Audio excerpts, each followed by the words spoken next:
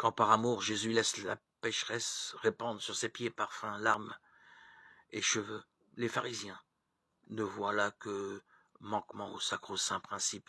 Si cet homme était prophète, il saurait qui est cette femme qui le touche et ce qu'elle est, une pécheresse. Luc 7, 39. Inlassablement, sûrs d'eux-mêmes et de leur bonne conduite, ils jugent les pauvres et les mettent en question. Et bien souvent, Jésus doit prendre leur défense. Si vous aviez compris le sens de cette parole, c'est la miséricorde que je désirais, non le sacrifice.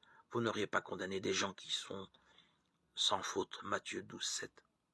Ou encore, allez donc apprendre le sens de cette parole.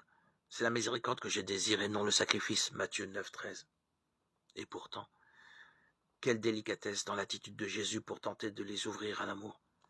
Il s'acharna à expliquer que ceux qui se scandalisent de l'amour de Dieu pour les pécheurs se coupent de lui par leur complaisance en eux-mêmes. Ils restent murés dans leur suffisance, alors que les pécheurs qui font pénitence reçoivent le pardon.